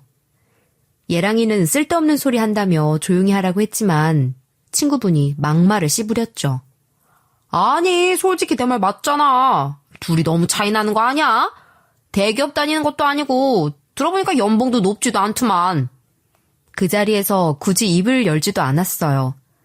웬 개가 짖나보다 생각하고 술잔을 기울이고 있는데 예랑이가 알아서 얘기해줬죠. 저희 집 재산을요. 그랬더니 저를 무시하던 친구들이 깨갱하더니 집안이 잘 살 줄은 몰랐다고 하더군요. 그때 예랑이가 이런 참교육을 해줬어요. 그렇게 안 봤는데 너희들도 똑같구나. 사람 재산이랑 직업 따지면서 줄 세우는 애들이었네. 와, 난 그것도 모르고 진짜 친구라고 생각했어. 내가 의사 안 됐으면 어쩔 뻔했냐? 그동안 좋게 생각해주고 계속 연락해준 내가 바보였다. 내 결혼식 안 와도 되니까 앞으로 연락하지 마. 그 후로 예랑이가 친구들이랑 손절했나 봐요. 저한테 이런 일이 엄청 많았다면서 앞뒤 다른 사람들이 지긋지긋하다고 했었죠. 저도 이런 경험을 해본 적이 있어서 예랑이의 심정이 이해가 됐어요. 자존심 상할 만한 일을 겪게 됐지만 동시에 예랑이와 동병상련을 느끼며 사이가 돈독해졌어요. 예랑이도 저랑 같은 심정이었는지 자연스럽게 결혼 얘기를 하게 됐는데요. 그러면서 모아둔 돈이나 재산을 오픈하게 됐어요. 저한테는 꽤 오랫동안 넣어둔 청약 저축이 있었는데요. 저금도 해둔 게 있어서 넉넉한 상황인데 친정아버지께서 아파트까지 해주시기로 했어요.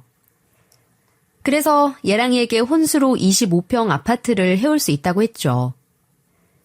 예랑이도 좋은 직업을 가지고 있는지라 모아놓은 돈이 꽤 돼서 대출 없이 결혼식과 신혼여행 비용을 처리할 수 있을 것 같았어요. 예랑이랑 저 둘 다 괜히 빚만 들지는 말자는 주의여서 근사하게는 아니더라도 평범하고 가성비 있게 결혼식을 하려고 했는데요. 이제 양가 부모님한테 결혼 허락만 받으면 되는 상황이었어요. 친정집은 알아서 잘 살라며 언제든지 결혼하라고 하셨죠. 하지만 예비 시댁이 문제였어요. 예비 시댁에 가니까 예비 시모가 하는 행동이 은근히 쎄한 거예요. 처음에는 예비 시모가 저를 보자마자 너무 좋아하셨어요. 잘 차려진 상 가리키면서 이러셨으니까요. 오늘아 수고했다. 아침은 먹었어? 몇 시간 전부터 열심히 차린 상이니 얼른 앉아라. 배고프겠다. 그 후에 제가 식탁에 앉아 몇 숟가락 뜨는 걸 쭉 지켜보시더라고요. 예비 시모께서 맛이 어떠냐고 물어보며 살갑게 대하셨는데요. 그리고 예랑이가 의사라 당연히 그에 맞는 며느리가 왔을 거라고 생각했는지 이런 말을 하시는 거예요. 사실 내가 아들한테 너에 대해서 들은 말이 있는데 우리 아들이 의사잖아. 아들한테 전해 듣기로는 네가 너무 평범해 보이더라. 실제로는 아니지? 뭔가 있는 거지? 그래서 그런데 혹시나 해서 몇 가지만 물어보려고. 이 질문을 듣는 순간 예비 시모가 제 작전에 걸려든 예감이 들었죠. 앞서 말했듯이 저희 친정집이 꽤 잘 살잖아요. 예랑이한테 우리 친정집안 재산 예비 시댁에는 이야기하지 말라고 했는데 예랑이가 진짜로 약속을 지킨 거였죠. 이런 상황에서 예비 시모가 기대에 찬 눈빛을 하며 물었어요. 직장 다닌다고 들었는데 맞니? 무슨 직장이야?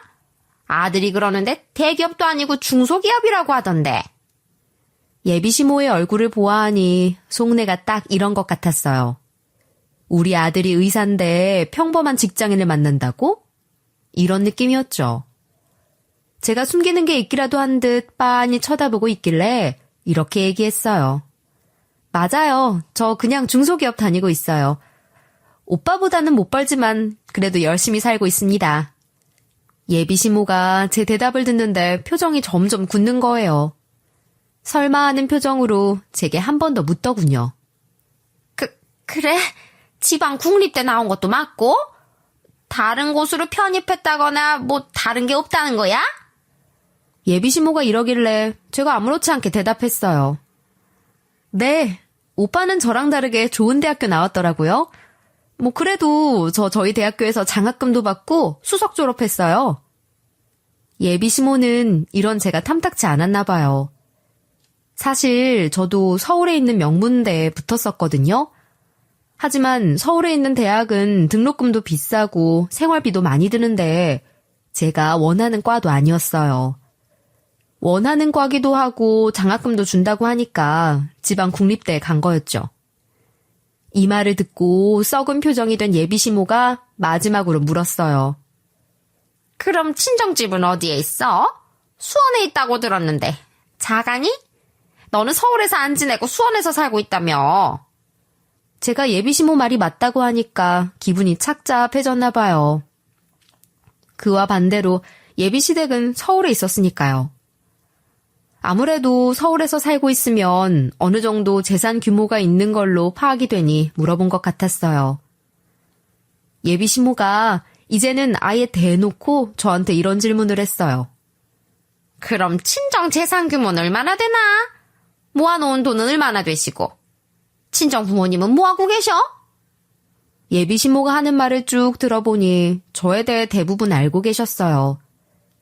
예랑이한테 꼬치꼬치 캐물어서 파악하고 있었지만 믿을 수 없어서 계속 물어봤던 거예요.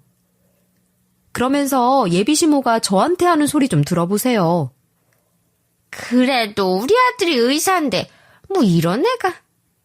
예비 시모가 이러니까 예랑이가 말을 딱 끊어내며 얘기했어요. 그만하세요. 뭘 그런 걸 다 물어보세요. 제가 그런 거 묻지 말라고 했잖아요. 예랑이가 이런 식으로 말리니까 침묵이 흘렀어요. 이후로 예비 시모가 아무런 질문도 하지 않으셨거든요. 그래서 제가 너무 답답한 나머지 슬쩍 입을 열어봤죠. 어머님, 더 물어보실 건 없으세요? 저희 결혼 허락해 주시는 걸까요? 제가 대놓고 물어봤는데 제 말을 무시하셨어요. 예랑이가 말을 걸어도 묵묵부답이셨죠. 결국 예랑이가 밥 다 먹었으면 그냥 가자고 하더군요. 예비 시모가 저희가 가든 말든 마중 나와 보시지도 않고 저를 없는 사람 취급하셨어요. 제가 가겠다고 하니 방 안으로 들어가서 나오지도 않으셨는데요. 예비 시댁을 나오자마자 예랑이가 가까운 카페로 가자는 거예요. 카페에서 예랑이가 제 기분을 살피면서 괜찮냐고 물어보길래 제가 조심스럽게 얘기해봤어요. 어머님이 나 마음에 안 들어 하시는 것 같은데 괜찮을까? 친정집 재산 계속 숨겼다가 우리 결혼 못하는 거 아니야? 그런데 예랑이가 제 말을 듣고 한숨을 쉬면서 말하는 거예요. 너도 나한테 들어서 알고 있겠지만 우리 엄마가 대학이나 집안, 직업, 재산 이런 걸 너무 많이 봐. 조건 같은 거 너무 따지길래 우리가 전에 합의했었잖아. 우리 엄마가 처갓집 재산 노릴 거라고 했었던 거 기억 안 나? 예비 시모한테 그런 수모를 겪었으면서 재산을 자랑하지 않는 이유 궁금하시죠? 저희 집 재산을 굳이 드러내지 않은 이유는 예비 시모에게 있긴 했어요. 예랑이 입으로 예비 시모가 돈을 밝힌다고 할 정도면 어떻겠어요. 돈만 보면 눈이 횟가닥 돌아간다는 거죠. 저희가 예비 시모에게 친정 재산을 숨기자고 한 날은 바로 며칠 전이었어요. 예랑이랑 만나서 밥을 먹고 있는데 예비 시모에 대한 고민을 털어놓더라고요. 사실 우리 엄마가 자꾸만 네 직업 물어보고 대학 물어보고 계셔. 얼마나 모아뒀고 친정집 재산 규모도 캐묻는데 느낌이 쎄해. 나보고 얼마나 줄 거니? 용돈 200씩 주고 있는데 더 올려달라고 하시네. 그것보다 더한 문제는 지참금 얘기를 하시는 거야. 예비 시모가 혼수는 별도로 생각하고 지참금을 따로 주면 좋겠다고 했대요. 그 금액이 어마무시해서 저도 입이 떡 벌어졌죠. 당연히 예랑이는 혼수면 됐지 그런 돈 못 준다고 선 그었다고 해요. 요즘 세상에 시댁에 그 정도 금액 주는 며느리가 어딨냐고 하면서요. 저희 집 재산을 공개하지도 않았는데 예비 시모가 이 정도로 진상을 부리면 공개하면 오죽하겠어요. 예랑이도 저랑 같은 생각인지 이런 얘기를 하더라고요. 우리 엄마 지금 배째라는 식인 것 같아. 대놓고 며느리 벌이가 별로라서 결혼 반대한다고 하면 내가 노발대발 할 거라는 거 알고 있는 거지. 그래서 지금 돈 안 주면 두고 보자는 것 같던데? 너 괴롭혀서 결혼 생각 없애려는 건 아닌가 싶어. 차라리 이럴 바엔 저희 집 재산 공개하자고 했어요. 그런데 예랑이가 바로 고개를 저으면서 말하더라고요. 그렇다고 해서 처가 재산 공개하면 앞으로 어쩌겠어? 하루 종일 당신이랑 처가에 전화해서 건물 달라 땅 달라고 할걸? 우리 차라리 끝까지 처갓집 재산 공개하지 말고 돈도 들이지 말자. 이렇게 예랑이와 저의 합작으로 친정집 재산은 비공개해두기로 했어요. 그런 마음가짐으로 결혼 허락을 받으러 간 거죠. 그런데 예비 시모가 저를 대놓고 취조하고 투명인간 취급한 거예요. 예랑이가 그 점을 너무 미안해하며 저한테 이랬어요. 당신 말대로 처가 잘 산다는 말 해두지 않았는데 면전에다 대고 그럴 줄은 몰랐어. 당신이 이런 대접 받을 사람 아닌데 이런 걸 당하게 해서 미안해. 예랑이가 이러길래 미안해할 일 아니라고 손살에 쳤어요.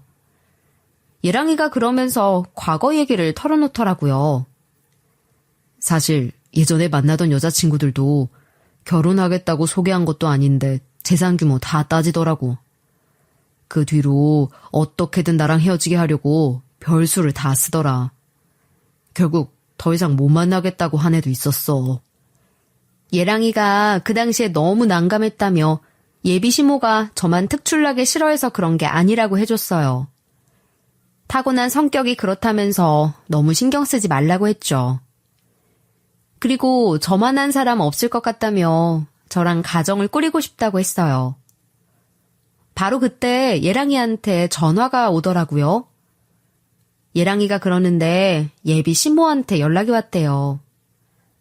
잠시 나가서 받고 오겠다고 하길래 기다렸는데요. 그런데 예비 시모가 카페로 들어오는 거예요. 예랑이도 곧바로 뒤따라오고 있었어요.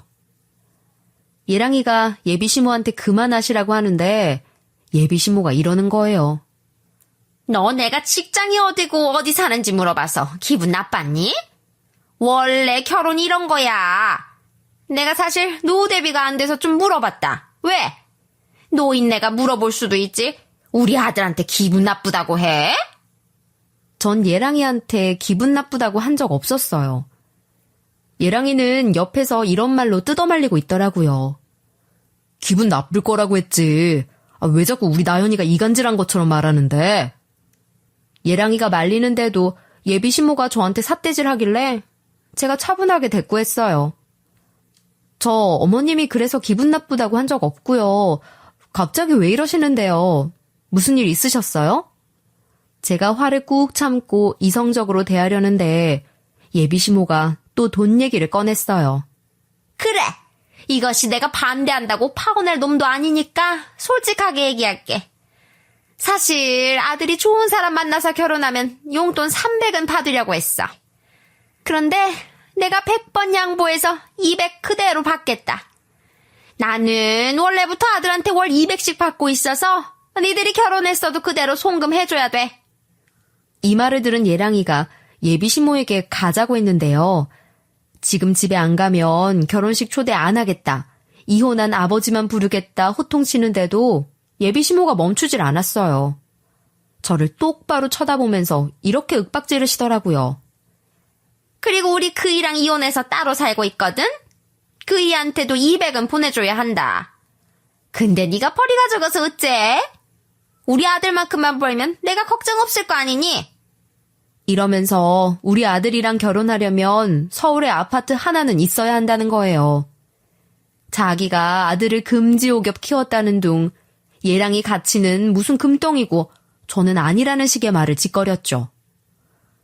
결국 예랑이가 화가 나서 버럭 소리를 질렀어요. 누가 보면 우리 나연이가 맨몸으로 들어오려는 줄 알겠어. 알아서 아파트 혼수 해올 테니까 이러지 말라고. 공공장소에서 뭐 하는 짓이야? 예랑이가 이대로 있으면 안 되겠다며 저를 데리고 나갔어요. 이때 예비 시모가 제 뒤통수에 대고 뭐라고 소리쳤는지 아세요? 너 때문에 우리 아들이 변했다. 우리 아들 이런 애 아닌데 변했다고. 감히 가진 것 하나 없는 것이 의사 아들을 넘봐? 내가 며느리 저거 아주 묵사발로 만들어 놓을 거야. 사람들 다 쳐다보고 있는데 예비 시모가 이런 말 해서 당황스러웠어요. 무슨 저런 사람이 다 있나 심장이 벌렁벌렁 했는데 이건 약과였죠. 이 뒤로 예비 시모의 추악한 면모를 전부 다 파악하게 됐어요. 하지만 제가 당하고만 있었겠어요? 예비 시모를 아주 가지고 놀아버렸는데요. 예비 시모를 어떻게 가지고 놀았는지 궁금하시죠? 돈만 아는 우리 예비 시어머니에게 어떻게 인생의 참맛을 알려줬는지 말씀드리기 전에 저희 고비를 이야기해드리고 싶어요. 그날 이후로 집에 와서 많은 생각을 했었거든요. 예랑이는 정말 좋은 사람인데 예비 시모가 영 아니라서 친정 부모님한테도 털어놓기도 했죠. 그런데 엄마랑 아버지는 결혼을 다시 생각해보라고 하셨어요. 특히 아버지가 저한테 이런 말씀을 하시더라고요. 일부러 우리 집 재산 말하지 않고 결혼할 거라며. 그래가지고 정신 차리겠니?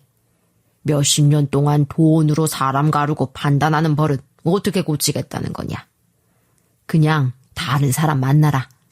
네가 잘나지 않았어도 받아주는 집안은 널리고 널렸다. 아버지 말씀이 또 틀린 것도 아니라서 기분이 착잡하던 와중 초인종 소리가 들렸어요. 인터폰으로 확인해보니 예랑이가 찾아왔더라고요. 무슨 일인가 싶어 서둘러 현관문을 열어보니까 술 냄새가 확 풍기는 거예요. 만취한 예랑이가 저를 보자마자 이런 소리를 해댔어요. 우리 엄마랑 연 끊고 싶어. 하루 종일 당신 이야기만 하면서 돈 달라고 하는데 어떡해? 우리 파혼시킬 셈인가 봐. 예랑이가 이러면서 예비 시모 때문에 너무 숨막힌대요. 예비 시모랑 같이 살기 싫다면서 제발 자기 버리지 말아달라길래 안쓰러운 마음이 들었어요. 저도 예랑이랑 결혼하고 싶어서 고민하다가 한 가지 기발한 생각이 떠올랐어요. 그래서 바로 예랑이한테 물어봤죠. 결혼하고 나서도 친정 재산 말하지 않는 건 어때? 앞으로 어떻게 하나 보고 우리 집 재산 공개하게. 당신이 보나마나 어머님이 용돈 얘기할 것 같다며.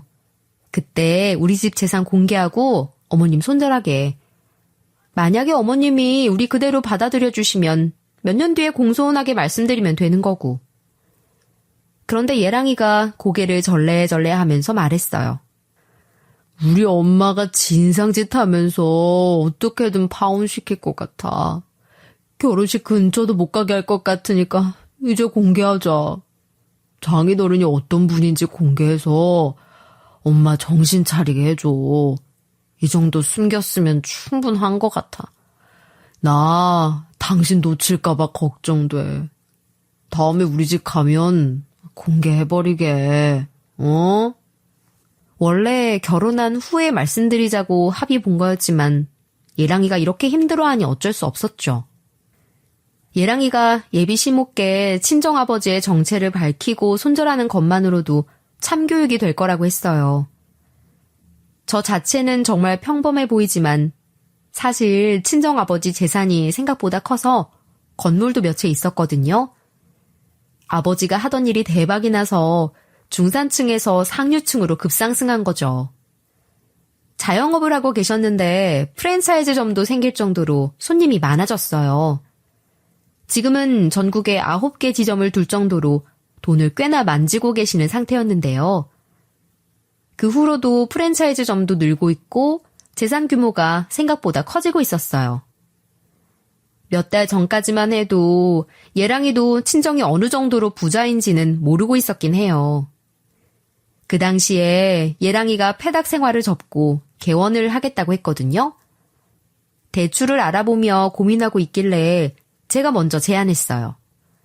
아버지한테 내가 말해볼까? 우리 어차피 결혼할 텐데 빚내는 것보단 우리 아버지 건물에 개원하는 게 나을 것 같은데? 예랑이가 제 말을 듣고 그래주면 너무 고맙겠대요. 저희 집이 잘 사는 걸 알고 개원하려는 게 아니라 원래 예랑이가 30대 후반쯤 개원 계획이 있었대요. 첫 만남 때도 한 이야기라서 일부러 노리고 한 말은 아닌 것 같았어요. 예랑이가 그럴 사람이 아닌 걸 알고 있었기 때문에 제가 슬쩍 이 이야기를 친정에 말해둔 거죠. 그랬더니 아버지가 이렇게 말씀해 주셨어요. 지서방이 개원하고 싶다고 했어? 그럼 진작에 말하지 그랬냐? 안 그래도 상가 건물 하나 더 주려고 했다. 그 건물에서 지서방 병원 하라고 해. 진짜로 아버지께서 상가 건물 하나를 저한테 주셨는데요. 그리고 그 건물에 예랑이 병원을 개원하게 됐고 예랑이가 드디어 병원장이 된 거예요. 예랑이가 그때 자기 병원을 둘러보며 이런 반응을 보이기도 했어요. 저갓집이 이 정도일 줄은 몰랐네. 나도 이 근처에서 개원할까 알아봤는데 생각보다 비싸서 물렀거든. 당신 집안 생각보다 잘 살아서 깜짝 놀랐어. 오히려 우리 집안 별로라고 결혼 반대하시는 거 아니야? 예랑이가 이런 우스갯소리 하길래 예비 시모에게는 우리 아버지가 해주신 거 말하지 말라고 했어요. 그래서 예비 시모는 예랑이가 빚내서 개원한 줄 알고 계셨는데요. 이런 상황 속에서 예비 시댁에 갔는데 제 기분이 상했으니 예랑이가 속상할 만도 하죠. 예랑이가 취해서 벌개진 얼굴로 저만큼 대단한 여자 없는데 예비 시모가 왜 그런지 모르겠다 궁시렁거리면서 결국 울고 말았어요. 저도 속상한 마음에 눈물을 찔끔 흘리면서 예랑이 말에 동의하고 말았어요. 그래, 당신 말이 맞아. 우리 이러다 파혼하면 어떡해? 이번에 시댁 가면 친정집 재산 다 공개해서 결혼하자. 어머님이 만약 이렇게 대하시면 이런 식으로 해버리게. 제가 예랑이한테 속닥거리며 미리 생각해둔 작전을 공유하기 시작했어요. 사실 제가 이런 생각을 한 이유는 예랑이의 첫 만남 때문이었는데요. 예랑이가 저랑 처음 만났을 때 의사인 걸 숨긴 적이 있었거든요. 처음부터 의사라고 하면 직업만 보고 접근하는 사람들이 많아서 일부러 말하지 않았던 거예요. 예랑이가 제게는 예비 시부가 하는 일 물려받아서 하고 있다고 둘러대고 자세히 알려주진 않았죠. 하지만 저랑 좀 사귀고 나서 예비 시부가 의사였고 자기도 의사라고 말해줬어요. 예랑이가 저한테 그랬던 것처럼 저도 예비 시모를 시험해보고 싶었어요. 아무리 그래도 며느리가 시어머니를 떠보다니 그건 좀 말이 안 되잖아요. 하고 싶어도 상도덕이 있으니 고민하고 있었는데요. 예랑이가 예비 시모한테 그동안 시달리고 있었다는 거예요. 제 정체 밝히고 예비 시모 반응 좀 보자고 했더니 예랑이 표정이 조금은 좋아졌어요. 예비 시모의 돈 씀씀이와 간섭이 지긋지긋했는데 잘 됐다면서 이런 말을 한 거죠. 솔직히 우리 엄마도 당해봐야 돼. 자기보다 가난하면 틈만 나면 무시하니까 아버지한테 이혼당한 거지. 자식된 도리로 손절할 수도 없고 엄마가 세상 이치 좀 깨닫게 해주자. 그래서 저는 예비 시모에게 우리 집안 비밀을 공개하려고 했어요. 저는 예랑이가 정말 우리 사이를 진지하게 생각하고 있고 제 편에 서겠다고 하니 든든했죠.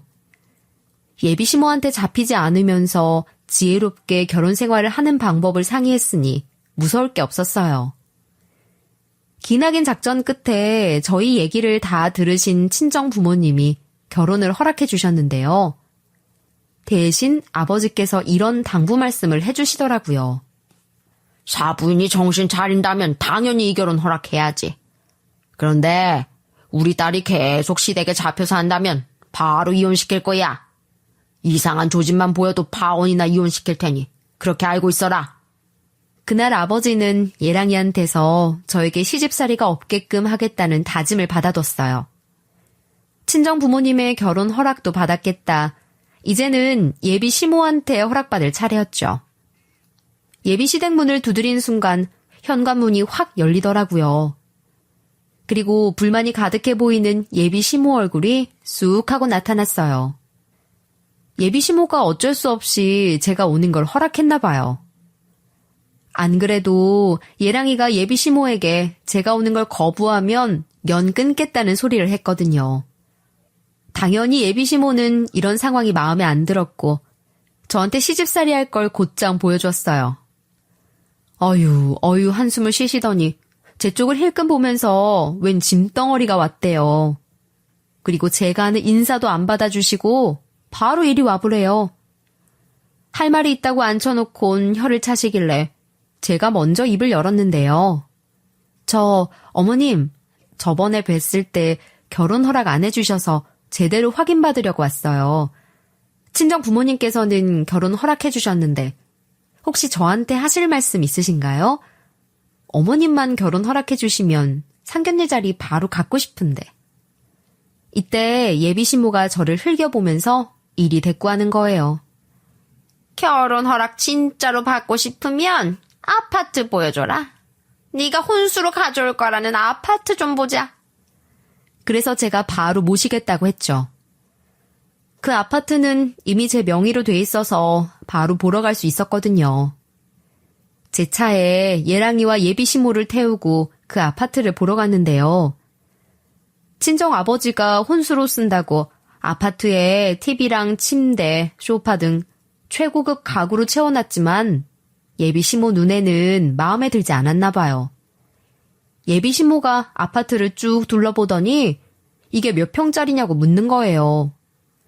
제가 25평이라고 하니까 예비 시모가 버럭 소리를 질렀어요. 평수가 너무 좁잖아. 감히 이런 아파트를 들고 와놓고 우리 아들이랑 결혼하려고 그래? 명색이 귀한 우리 아들이 병원장인데 이삿짐도 싹 다 빼고 당장 파혼해. 그래서 제가 이렇게 맞받아쳤죠. 그럼 병원도 빼세요, 제 건물에서. 어머님 아들은 저랑 결혼하려고 난린데 제가 마음이 안 드신다는데 어쩌겠어요. 예비 시모가 그 건물이 어떻게 네 건물이냐고 반박하면서 저한테 이런 식으로 막말을 해대는 거예요. 아이고 이거 뻔뻔한 거 봐라. 우리 아들이 빚내서 개원한 건데 뭐가 어쩌고 저째? 그게 네 건물이면 나는 억만장자겠다. 그걸 나보고 믿으라고 하는 거냐? 예비 시모가 끝까지 절 비웃으며 비아냥대길래 제가 설명을 해드렸어요. 사실 저희 친정집 재산이 좀 있는데 마침 병원이 있으면 좋은 건물이 있어서 예랑이 개원해주게 한 거라고 했죠. 예비 시모가 그렇게 잘났으면서 왜 숨겼냐고 따지길래 제가 말했어요. 어머님은 사람이 사람으로 안 보이고 돈으로 보이세요? 만날 이런 식으로 도운동거리니까 저희가 숨긴 거예요. 사람을 돈으로 판단하시면 안 되죠. 그런데 예비 시모가 이 말을 듣고 격분하는 거예요. 자기가 뭘 했냐고 바보 취급하냐고 저보고 경우 없는 애래요. 욕만 한 게 아니라 제가 거짓말쟁이라며 이런 반응을 보이는 거 있죠? 너 나한테 거짓말하는 거지? 우리 아들 속이고 결혼하려는 거 뻔히 보인다. 그래, 아무리 생각해도 그렇게 잘난 집안을 나한테 숨길 리가 없지. 나까지 속이려고 들면 피곤해지니까 숨긴 거 아니냐? 예비 시모가 씩씩대며 이거 사기 결혼이라며 파혼하자고 하길래 제가 제안 하나 했어요. 그럼 제 상가 건물로 가보시죠. 가보시면 아실 거 아니에요. 그게 제 건물인지 아닌지. 예비 시모도 어디 한번 가보자고 하길래 자신만만하게 제 상가 건물로 데려갔어요. 제 예상대로 사람들이 모두 다 저를 보곤 꾸벅 인사를 건네는 거예요. 어느 세입자는 저를 보자마자 악수를 청하며 이렇게 반겨주셨죠. 아이고, 사장님, 웬일입니까? 바쁘셔서 그런지 코빼기도 안 보이시던데 오늘은 오셨네. 그동안 잘 지내셨어요? 사장님 덕분에 저희는 잘 지내고 있습니다. 이제야 먹고 살만하네요. 제가 이런 상황이 익숙하다는 듯 세입자분 손을 잡으며 잠깐 이야기를 나눴어요. 세입자들이 일제히 저만 보면 반가워하는 이유가 궁금하실 거예요. 이게 다 제가 시간 날 때마다 상가 건물에 들리며 사람들과 소통한 덕분이었죠. 경기가 너무 안 좋아져서 장사가 너무 안 됐을 때가 있었거든요. 얼마나 힘들었는지 상가 건물 세입자 중 한 명이 이런 문자를 보냈더라고요. 사장님 안녕하세요. 사장님 건물에서 작은 카페를 운영하고 있는 세입자입니다. 이번에 손님 수가 확 줄어서 이렇게 연락드리네요. 저희 어머니가 치매에 걸리셨는데 최근에 아프기까지 하셨어요. 어머니 돌보는 비용도 그렇고 병원비도 만만치 않은데 매출이 급 하락했더라고요. 그래서 지금 월세를 내면 어머니 병원비를 못 내는 상황이 왔습니다. 혹시 이번 달 월세만 안 내고 다음 달부터 다시 드리면 안 될까요? 세입자가 사정하는 문자를 보고 마음이 안 좋아졌어요. 그냥 이 감정 무시하고 그건 곤란하다, 입금하라고 할 수도 있지만 전 그러지 못했죠. 상가 건물에 있던 카페를 찾아가서 많이 힘드냐고 여쭤봤어요. 그랬더니 세입자분이 이러시더라고요. 저만 힘든 게 아니라 다른 세입자들도 고생하고 있더라고요. 여기저기서 곡소리가 나오는데 장난 아닙니다. 다들 가게 빼야겠다는 소리를 하고 있어요. 사장님도 힘드시겠지만 조금만 선처를 베풀어 주시면 안 될까요? 거의 3년을 여기서 장사한 세입자가 이렇게 말하니 이해해 줄 수밖에요. 그 세입자에게 한 달은 월세 안 내도 된다고 했더니 엄청 감사해하더라고요. 아유, 감사합니다, 사장님. 쉬운 결정 아니실 텐데 이렇게 이해해 주시다니. 사장님 같은 사람 없을 겁니다. 앞으로 열심히 장사해서 다음 달부터 월세 잘 내보도록 하겠습니다. 세입자분이 이렇게 말씀해 주셔서 뿌듯했어요. 세입자가 우르르 나가는 것보다 제가 한 달 정도 월세를 안 받는 게 더 나으니까요. 그날 상가 건물에 온 김에 다른 세입자들도 한 번씩 얼굴 보고 얘기해 보려고 했죠. 아무 곳이나 들어가서 근황을 물어봤는데요. 요즘 힘들다고 들었는데 어떠세요? 매출 많이 떨어지셨어요? 제가 가니까 세입자분들이 비슷하게 말씀하셨어요. 다들 힘든지 매출이 반토막 났다, 내놓을 생각도 하고 있다고 하셨는데요. 그래서 저도 힘내시라고 계약서를 다시 쓰자고 했죠. 전 그러시면 월세부터 낮춰보는 건 어떨까요?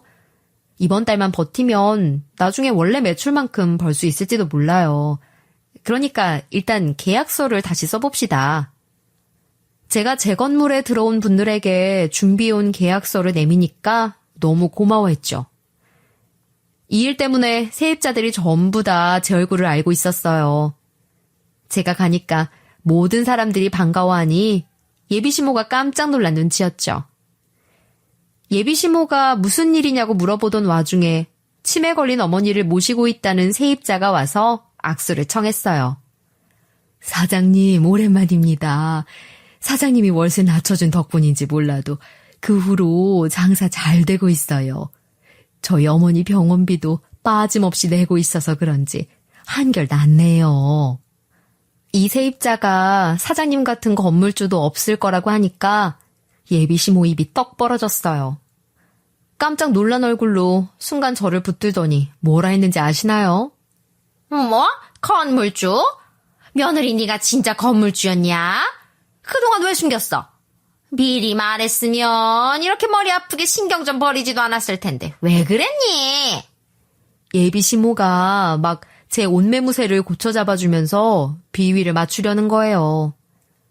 제가 그런 예비시모 손을 잡아치며 말했죠. 어머님, 제가 왜 숨겼는지 아세요? 어머님같이 거칠에만 신경 쓰는 사람을 많이 만나봐서 그랬어요. 집안에 돈 많다고 하면 눈 휘둥그레져서 싸바싸바 하는 인간들 많이 봐서 숨긴 거라고요. 친정이 잘 사는 거 말 안 해도 저 돈 있어서 결혼 잘할 수 있는데 왜 굳이 말하겠어요? 말 안 하면 어머님 같은 사람도 걸러지고 좋은데요, 뭐. 예비시모가 제 말을 듣고 어이없어 하면서 그 와중에 25평짜리 아파트를 또 지적하는 거예요. 이게 다 그 아파트 때문에 일어난 일이다. 잘 사는 애가 왜 25평짜리 아파트를 사는 거니? 재산이 수십억 원 있는 집안이 25평짜리 아파트를 혼수로 가져올 리가 없다고 생각했다. 얘야, 그것 때문에 내가 착각할 수도 있지. 왜 그때 가만히 있었어? 나 때문에 자존심 상했다고 바로 말했어야지. 왜 이렇게 머저리같이 군 거야? 시애미한테 줄 돈이 그렇게 아까웠어? 예비시모가 사과하기는커녕 제 잘못을 지적하는 거예요.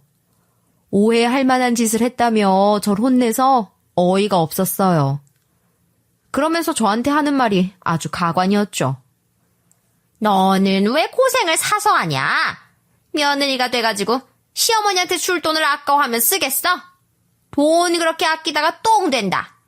시애미를 남이라고 생각하지 말고 가족처럼 생각해야지. 어쩜 이러니? 예비시모가 뻔뻔하게 이러는데 말문이 막히더라고요. 예비시모는 정신을 덜 차린 거죠. 그래서 제가 예비시모에게 놀라려면 아직 멀었다며 보여줄 게 산더미라고 했어요.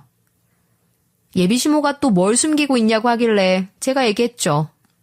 저희 집안에 이 상가 건물만 있는 줄 아세요? 저희 친정이 얼마나 대단한지 보러 가보자고요. 우리 아버지가 사위 병원 건물도 살 정도로 부자인지 아닌지 보러 가고 싶으시죠?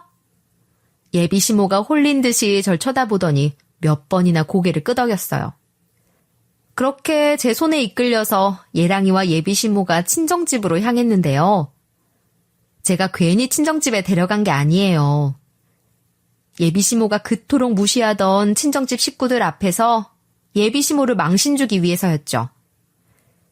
제 연락을 받고 미리 알고 있었던 아버지가 기다렸다는 듯이 예비시모에게 건물 등기부 등본을 보여줬어요.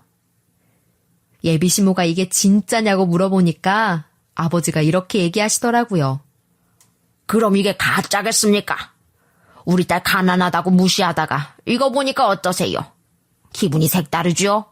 그동안 내가 무슨 짓을 저질렀나 소름이 끼치고 무서울 겁니다. 이참에 제대로 사과하고 반성하세요. 안 그러면 제가 가만히 안 있을 겁니다.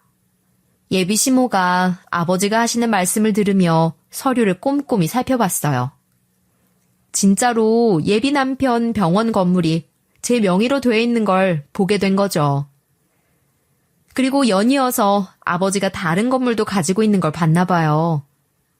예비시모가 눈을 끔뻑이며 얼떨떨한 표정을 짓더니 아버지한테 이러는 거예요. 아니, 사돈어른, 아유, 난 몰랐어. 이렇게 좋은 집안 자식이었으면 내가 안 그랬지. 이제라도 알았으니 됐어요. 이 결혼 허락할게, 며느라. 우리 얼른 결혼식 올리자. 예비시모가 무서워서 아버지와 맞서진 못하고 애꿎은 저를 찾았어요. 며느리인 저는 만만하다 이거죠. 아버지가 이런 예비시모의 모습에 더 이상 참을 수 없었나 봐요. 예비시모를 향해 버럭 소리를 지르셨어요. 뭐가 어쩌고 저째?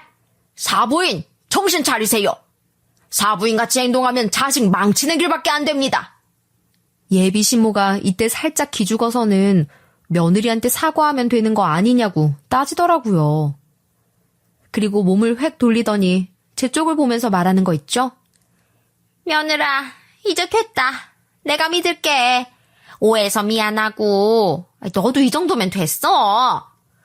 우리 며느리가 생각 외로 진짜 대단한 집안 사람인 거 알게 됐으니까 너무 적대적으로 굴지 마라. 노인네가 착각하고 오해할 수도 있지 않니? 너무 화내지 말고 결혼 준비하자. 우리 아들에 딱 맞는 집안인 줄 알았으면 나도 이런 일 없었어. 예비 시모가 제 눈치를 보면서 이렇게 중얼거리길래 제가 파혼을 선언했어요. 어머님이 됐으면 뭐해요? 돈 가지고 사람 차별하고 무시하는데 제가 어떻게 결혼하겠냐고요. 저 이런 집안 식구 못하겠어요. 그러니까 파혼해요. 그 소식 알려드리려고 일부러 저희 집 재산 다 보여드린 거예요.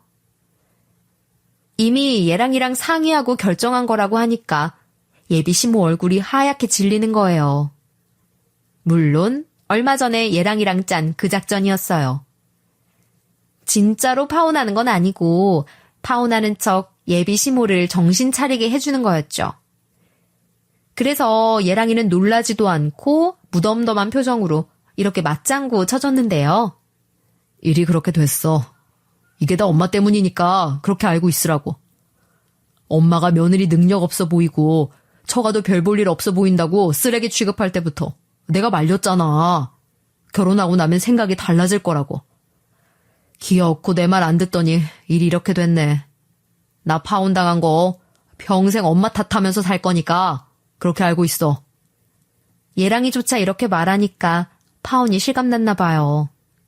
결국 예비 시모가 다리에 힘이 풀렸는지 풀썩 쓰러지더라고요. 그리고는 어색하게 웃으면서 제 쪽을 향해 간곡히 부탁해댔어요. 며느라, 내가 잘못 생각했다. 네가 거짓말하는 줄 알았어. 우리 아들이랑 결혼할 만한 여자는 네가 딱인 것 같네.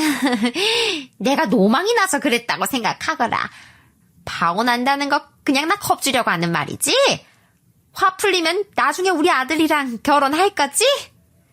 이러면서 예비 시모가 지금 당장 상견례 자리를 갖자고 하면서 자기가 비용을 전부 다 대겠다는 거예요. 그래서 제가 단호하게 얘기해뒀죠. 어머님, 방금 못 들으셨어요? 저희 파혼했다고요.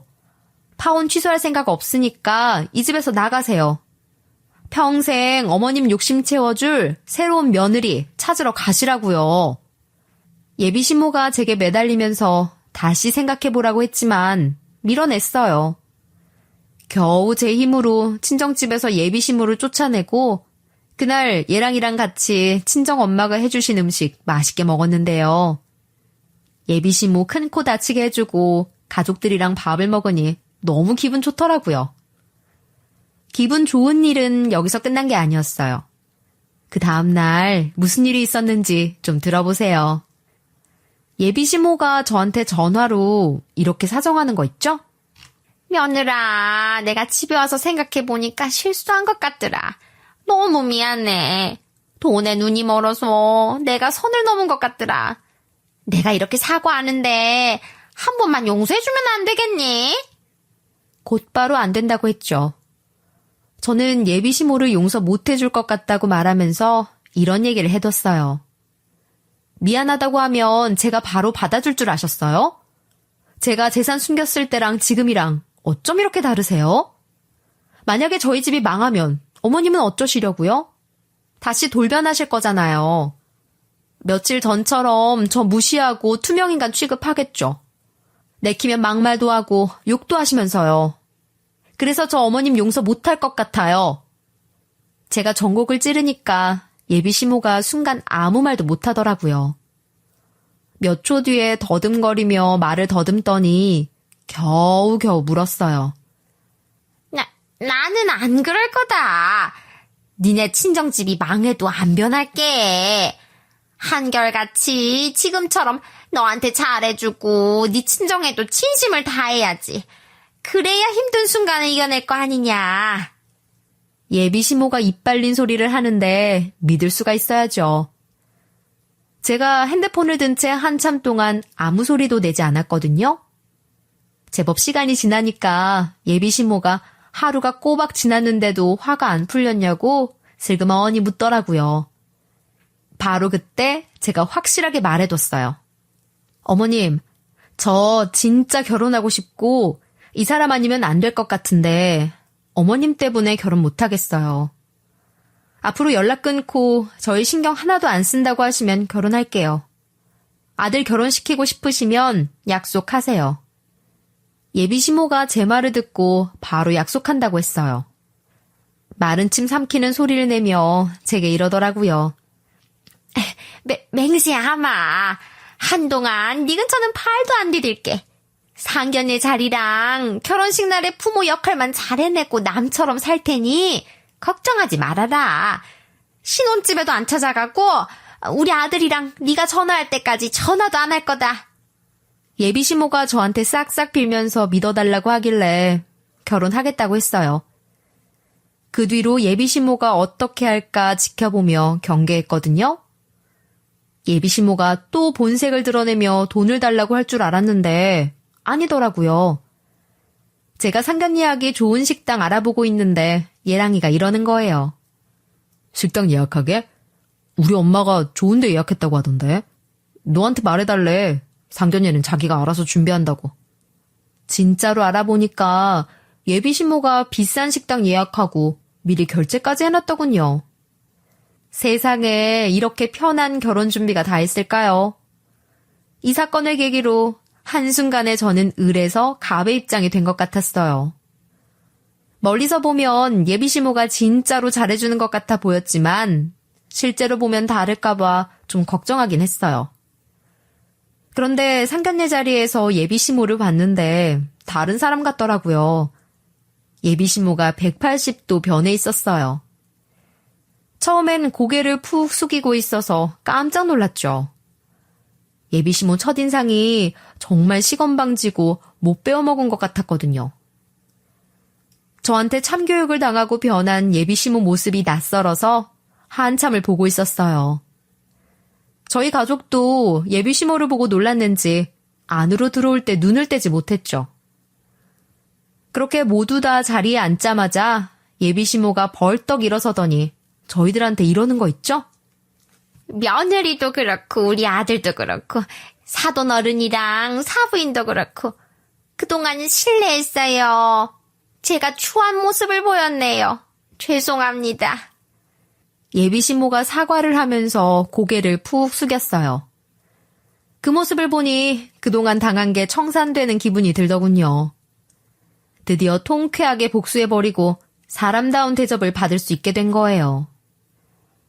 예비 시모가 전과 다르게 절 따뜻하게 바라봐주며 덕담을 해주셨거든요.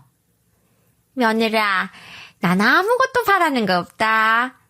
이번 일을 계기로 많이 깨우쳤으니 나 챙겨줄 거 없어. 그냥 너희 둘이 결혼해서 신혼생활 즐기다가 애기도 갖고 싶을 때 가져라.